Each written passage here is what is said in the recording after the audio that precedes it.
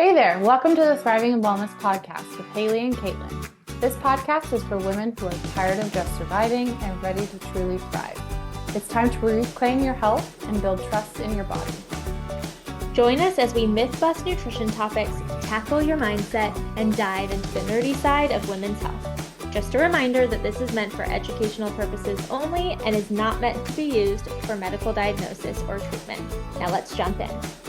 Welcome back and happy Thursday. So again, this month or this season, I guess I should say, we're really focusing on learning how to trust your body.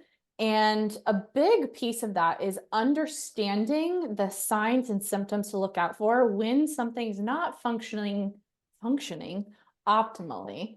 So metabolism is a big piece of what we work on with our clients and see quite often that this is an area, and it's a big part of our health. It's a foundational part of our health that needs a lot of support. So that's what we'll be focused on today. And I'm going to start us off just diving right in with asking you, Caitlin, what is metabolism? Like, how would you describe it to people? Because it's thrown around a lot, but I think it's always just this surface level, like you need to boost your metabolism to burn calories. So what actually is our metabolism? Yeah, so it's how our body processes nutrients and then creates energy. So when we're eating food, then our body has to break that down into pieces that are then usable for our body, and then to turn that into energy so that we can actually do things during the day. So when we talk about somebody who has a slower metabolism, things are literally happening slower in our body and we're not getting as much energy. Mm-hmm. And when somebody has a fast metabolism, they're cruising through things quickly and they're producing more energy. Mm-hmm. So how would you describe it? Or, is there some other thing that you talk about with patients when they ask, like, can you boost your metabolism, or what does that actually mean?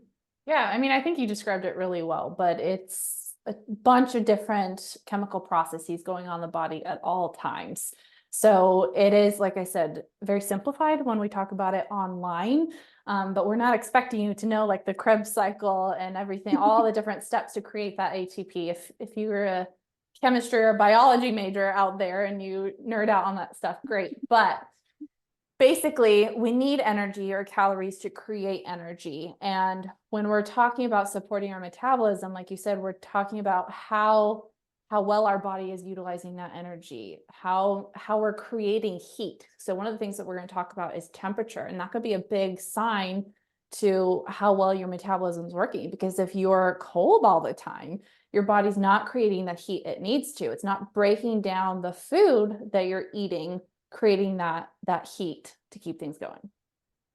That's actually such an interesting point, because I was talking to somebody the other day and I was like, hey, you noted in, I have like a really thorough like symptom questionnaire on my intake forms. And I was like, you noted that you have a lower body temperature. And she's like, oh yeah, I think it's just genetic. My parents also have a low body temperature. And we kept talking through things and she was like, oh my goodness, my parents just both have like extreme disordered eating behaviors and they've dieted their whole lives. And she's like, I think we just all have been dieting forever. And that's why, like, our metabolism is just slow, and that's why we have this low body temperature. Yeah, that's interesting that was such an aha moment for your patient. Because I Mm-hmm. don't think, like, no one checks their temperature unless they are sick and have like a fever, right? That's not Right. something, well, maybe if you're tracking your cycle, but that's another topic for another day. But temperature can be a great way to get some insight into how like I said, how your body's utilizing the fuel you're giving it.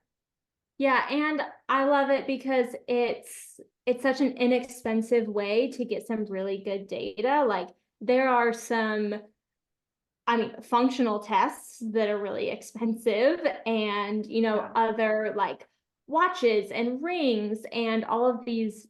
We're also going to talk about, all these different apps and ways that you can track your health.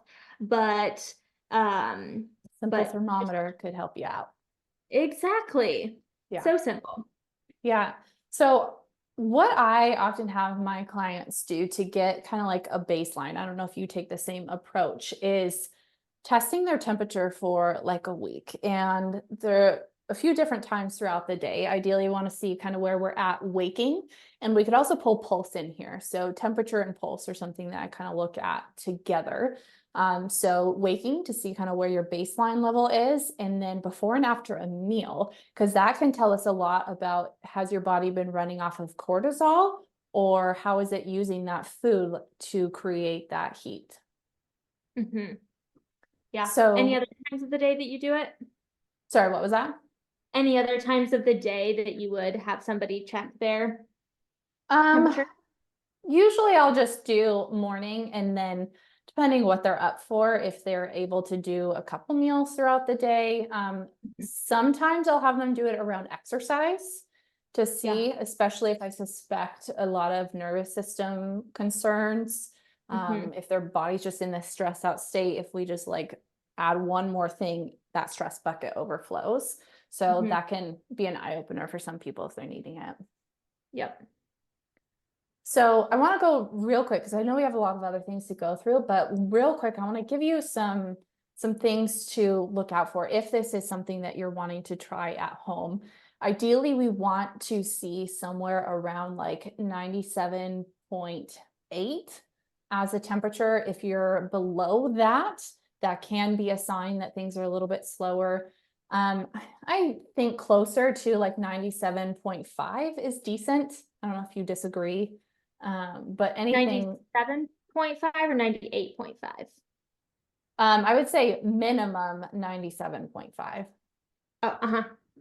So anything like lower than that, like some of my clients will see in the 96s. I've even been in that spot too, where I'm hovering around 96, and that's like a sign that I need to address my stress. But Right. yeah, so lower than that usually signifies, indicates, words today are really hard, you guys. Um, that things might be run a little bit slow, just not optimal. Maybe we need to look into the thyroid to support that a bit.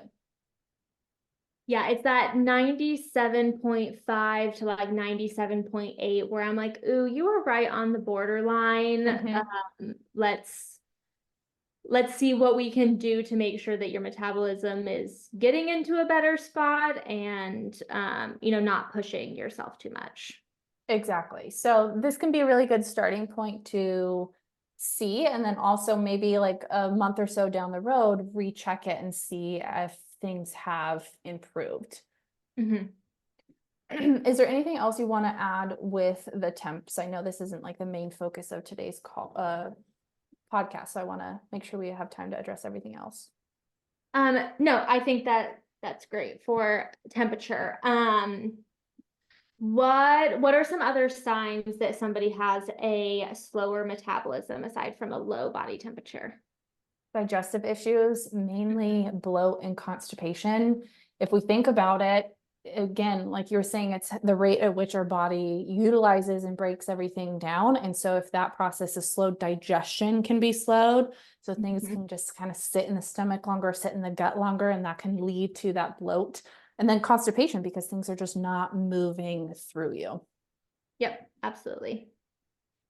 Um, Low energy. Yeah, that's a We big one. talked about that a little bit, but yeah, if your body is not creating enough energy, you're going to feel tired and fatigued, and your body's needing help and support. Yeah. And we're going to talk about this a little bit more at the end here, but if it, like your patient, if you've been dieting for so long and you're not giving your body the energy it needs, then it's understandable that it's not creating adequate energy. And so that you're feeling that sluggishness. I think a struggle with that for a lot of people, if they're in this state of sluggish metabolism and everything, and if they're dealing with bloat and constipation, that can also just add fuel to the fire with the lack of hunger. So I see in general with people with sluggish metabolism, they're just not hungry. They don't have a lot of those hunger cues because their body isn't utilizing that energy that they're eating. So especially in the morning, just feeling like not waking up hungry. And then the bloat and constipation just kind of add to that. Yeah. And this is one that tends to be hard for people because, especially when they're trying to lose weight, I'll hear things like, well, I'm not hungry and I'm trying to lose weight, so I'm trying to eat less. So I don't want to eat when I'm not hungry. Like that doesn't make sense. And it seems like a way where our body isn't telling us what it needs. Like if our metabolism has slowed down from a lack of fuel, then our hunger cues should be sky high of like, hey, you got to feed me more. But our body is trying to compensate for that lack of fuel and is slowing down our metabolism so that we don't burn so many calories that we're withering away to nothing. So Yeah. I think if we think way back to when, we didn't have enough food and calories, this was a way to save us. And now it's kind of hard to connect why that would be a helpful mechanism to reduce our hunger cues, and to, have things slow down when we're not eating as much. Yeah, I think there's a lot of misconceptions around this too, but I do hear that often, like, I'm not hungry, so why should I eat? Like it does not make sense. And so that can be a mind game. But basically what can happen is this process of metabolic adaptation. And I like to think about it as like, normally efficiency is a good thing, but in this case, not necessarily. Like your metabolism is almost becoming more efficient. So it requires less energy to do its job because it's getting less input. So it's like, all right, I got to savor this. I got to run on less fuel. So how do I need to do that? So it's going to deprioritize things like your hormonal health. It's like, this is not a time to make a baby here. So we got to put a pause on putting energy in hormones. We got to slow down digestion and everything like that. So then it starts to be this cascade. So where we want our metabolism to be is this like really well-oiled, well-fueled machine, right? We want it to be burning through and utilizing as much energy as possible. Yeah. And this is exactly why people who have a slow metabolism then really struggle with weight loss resistance. Yeah. So I think another, like if you're a numbers person, a way to think about it, especially if let's say you're someone who has dieted your entire life. You've definitely put this stress on your metabolism. So let's say when you started your first diet, your basal metabolic rate, or how much energy your body required to function was, I'm gonna throw out numbers for easy math, was at 2,000 calories, right? So that's how much you needed to maintain your weight, maintain your life. And then you do this diet and you jump down to like, I don't know, 1,000 to 1,200 calories, but you're not doing it strategically and you just stay on it for long term, or maybe even unintentionally under eating, whatever. We're at this lower calorie level. That's a huge calorie deficit, right? So our body then it will probably drop weight initially. And so that can actually drop our basal metabolic rate. And then if we remain down here, things are going to start to slow down and then that metabolism adapts. So this is our new caloric level. So then when we go to lose weight again, that same 1,200 calories is not going to do it for us. We have to drop lower and lower and lower. And we don't want to drop below that because that makes it so difficult to get adequate nutrients. Right. Yeah, and the longer that you've been in that, calorie, like severe calorie deficit, down at that 1,000, 1,200 calories, if you've been there for a long time or if you've yo-yo dieted for a long time, it's going to take your body a while to adapt and to really increase your metabolism back to that like 2,000 calories. So that's why simply somebody who has had a history of dieting, that is going to lend into some weight loss resistance with this sluggish metabolism. Yeah, and I want to throw this out here too. We focused a lot on calories because that's our energy source and that's so important. But even nutrient deficiencies or not getting the right input of nutrients, like our minerals that we talk about so much, like that can also play a part in how efficiently or how well your metabolism is working, because those are all things that are involved in those chemical processes. So if we don't have the resources, like that's kind of like throwing a kink in the machine there, right? Yeah, because we need, our vitamins and minerals. Those are the pieces that we need to help move things around in the Krebs cycle. To do And the things.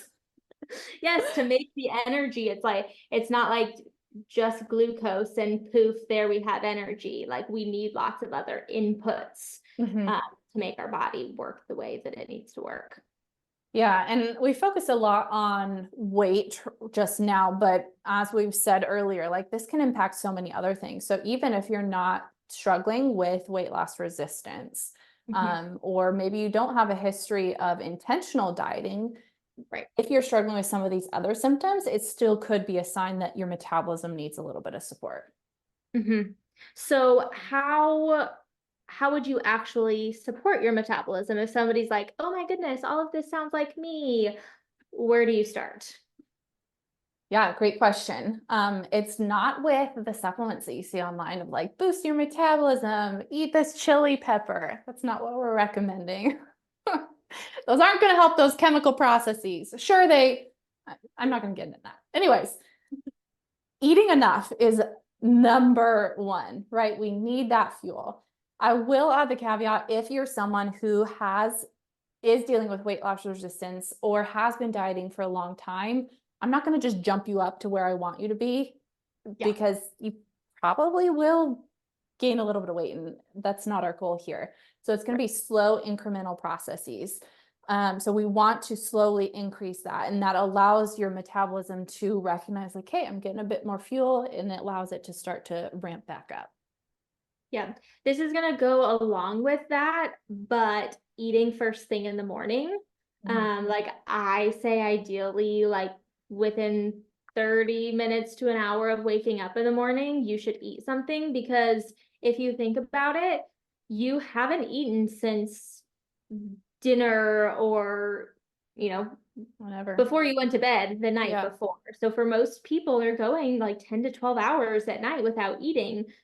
You should feel hungry in the morning. And if you're not having those hunger cues, you kind of have to retrain your body to start to have those again. So eating something first thing in the morning can start to tap that in so that over time you will start to feel hungry in the morning again. Yeah, I know we're gonna have people who are like, what about intermittent fasting? Like, I'm just not hungry. What about this? Don't worry, we have a whole episode on that. So we'll address all that there. But I will say, like, especially for our majority of our clientele, like women of reproductive years, getting that food in the morning, especially if you're struggling with like low metabolism and thyroid issues, like you've burned through those glycogen stores. You might not actually be able to store quite as much glycogen.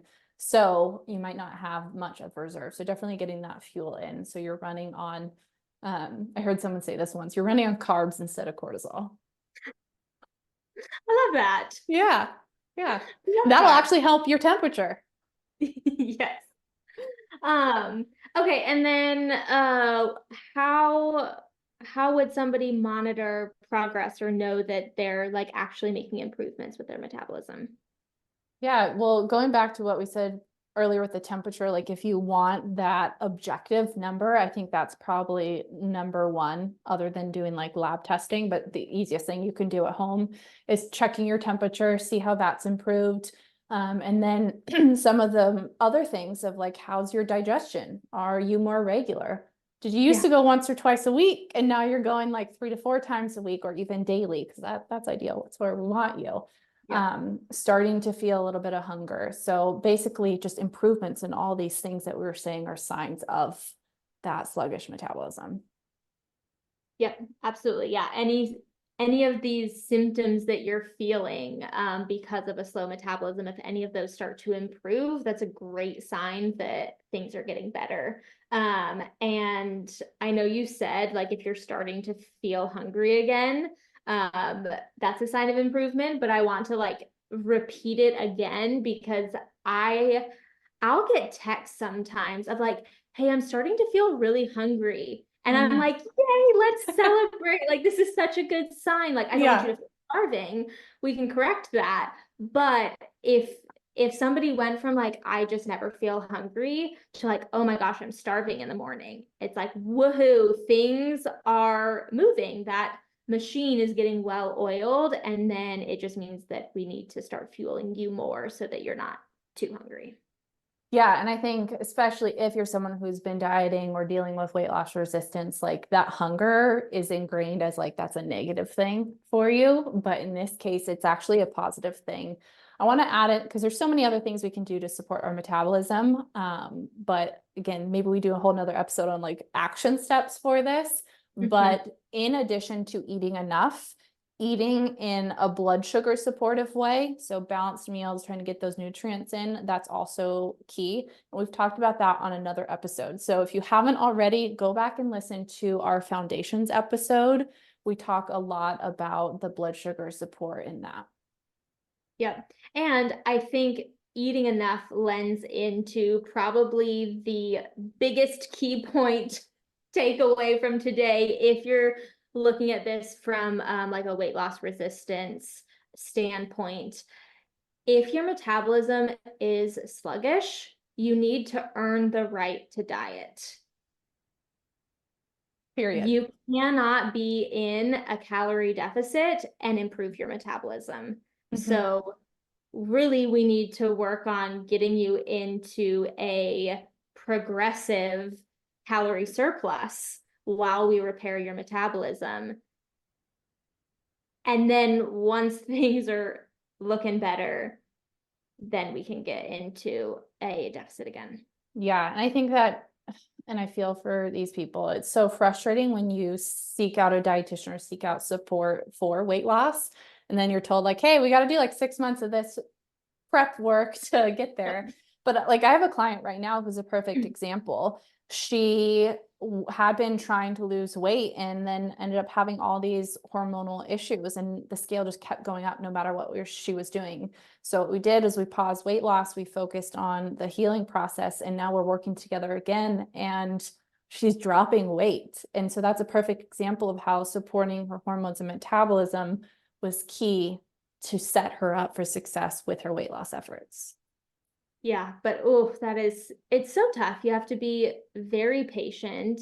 Weight loss can be a very, very long journey, especially when you come with a history of dieting. Yeah. And it's only if you want to do it in the proper way. Of course, there's all those quick fixes out there, but that's what got you here in the first place. So we're not recommending those. So I think we're going to wrap it up there. If you guys ever have any questions based on what we talk about here, I'd love to hear what they are. If you have topics that you want us to maybe expand on that we talk about in here, again, feel free to reach out on Instagram, dietitian Caitlin, dietitian Haley, and let us know, like, what do you want us to chat about more? Yes, absolutely. And be sure to come back on Monday and we'll keep chatting about more things. Yeah, and one last thing, if you like these episodes, if you're finding it helpful, please, we would love it if you could leave a review so we can get that feedback, we can get the word out there, and we can share this with more people.